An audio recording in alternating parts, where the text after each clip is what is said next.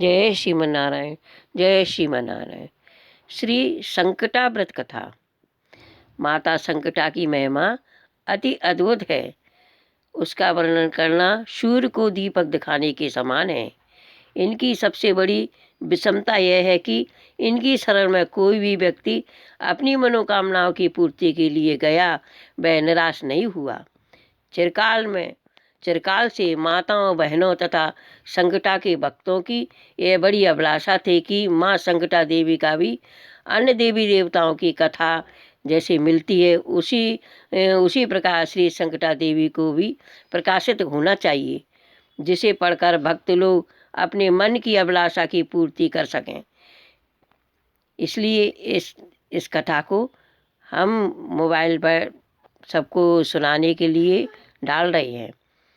इसकी पूजा इस प्रकार करना चाहिए। संकटा माता की कृपा से निसंतान को संतान मिलती है, निपुत्री को पुत्र मिलता है, कुंवारी कन्याओं को अच्छा वर मिलता है, हर मनोकामनाओं की पूर्ति होती है।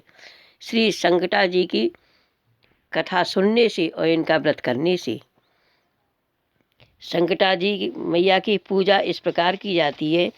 यह व्रत प्रत्येक शुक्रवार को अपनी सभी मनोकामनाओं को पूरा करने के लिए करना चाहिए।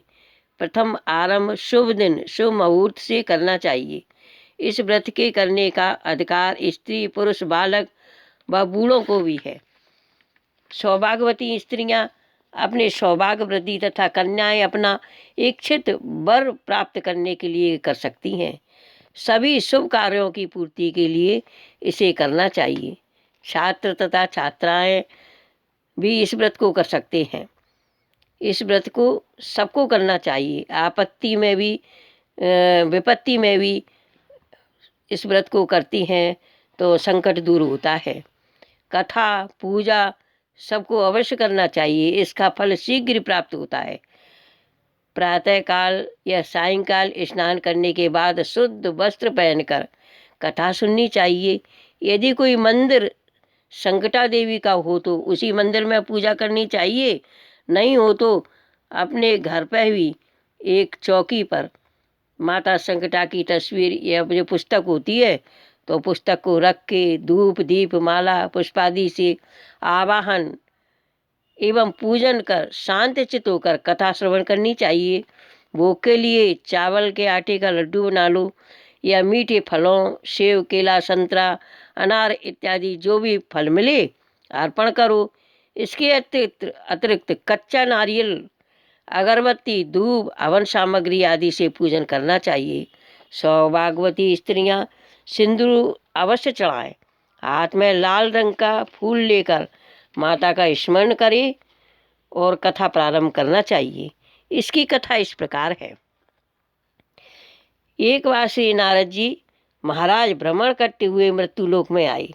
वहाँ पर आने के बाद सारे नगर में भ्रमण करते करते एक निर्जन स्थान में गए। वहाँ पर उन्हें एक देवी जी का मंदिर दिखाई पड़ा। मंदिर में पहुंचकर नारद जी क्या देखते हैं कि एक स्त्री वहाँ पर पूजन करती हुई दिखाई पड़ी। पूजन करते हुए जब उसे कोई घंटे व्यतीत हो गई तब नारद जी महाराज मंदिर में क्या देखते हैं, वह स्त्री रो रही है, माता को अपनी करुणा पुकार सुना रही है।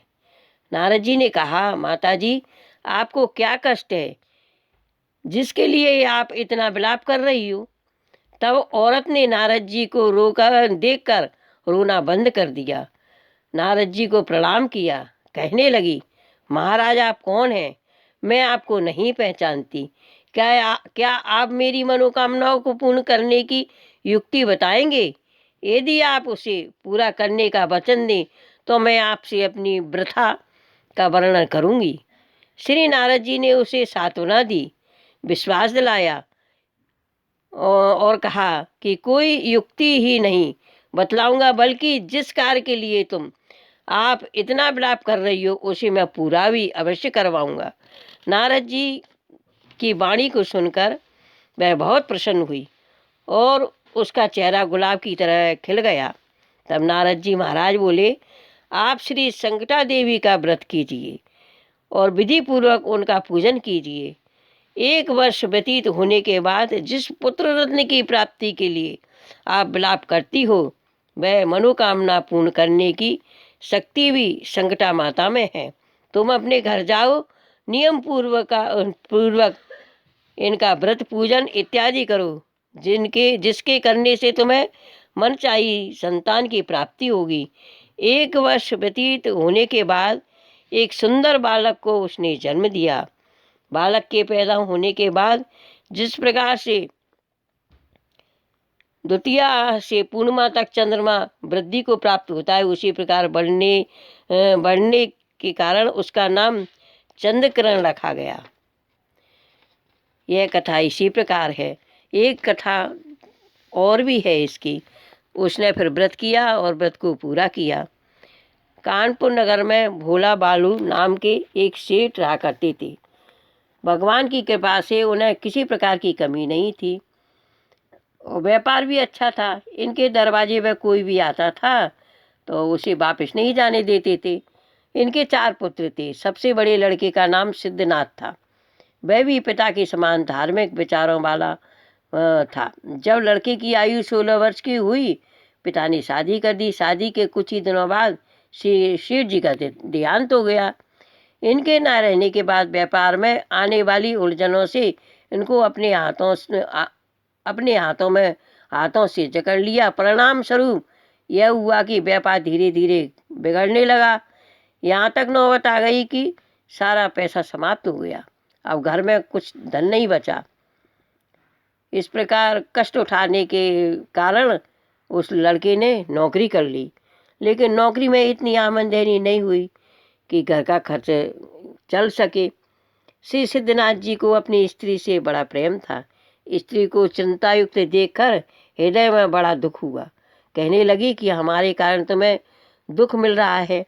तब उनकी स्त्री ने बड़े विनम्र भाव से कहा, पतिदेव, मैं देख रही हूँ कि जब से आपने नौकरी की है तब से आपका गुलाब सा चेहरा मुरझा गया है, शरीर में दुर्बलता आ गई है। उनकी स्त्री पतिव्रता थी। उसका नियम था, पति के पहले भोजन ना करती थी, मृदुभाषणी थी।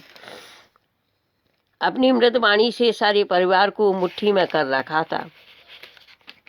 वह बहुत ही भगवान को मानती थी।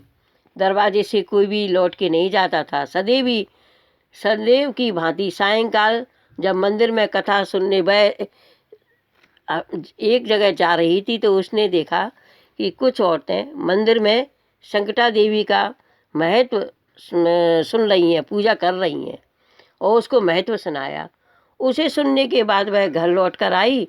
तब श्री संकटा माता का पूजन तथा आरती करके 7 स्वागवती स्त्रियों को भोजन कराया। ऐसा वह प्रत्येक महीने करने लगी। 1 वर्ष व्यतीत के बाद जब समय बदला, सेठ जी ने नौकरी छोड़ दी। अपना पुराना व्यापार फिर करने लगे। कुछ ही दिनों में वह सेठ फिर लाखों रुपए का व्यापार करने लगे। सेठ जी के जैसे पहले दिन थे वैसे होने लगे। सकटा माता की कृपा से उनके धन धान संपन्न हो गया। इसीलिए संकटा माता का व्रत अवश्य करना चाहिए। सारे संकट दूर होते हैं इस व्रत के करने से। जय श्रीमन नारायण, जय श्रीमन नारायण। यह व्रत 1 वर्ष तक करती हैं और फिर लास्ट में 7 सुहागनों को मीठा प्रसाद या भोजन कुछ भी खिलाना चाहिए। हर शुक्रवार इस व्रत को करना चाहिए। जय श्रीमन नारायण, जय श्रीमन नारायण।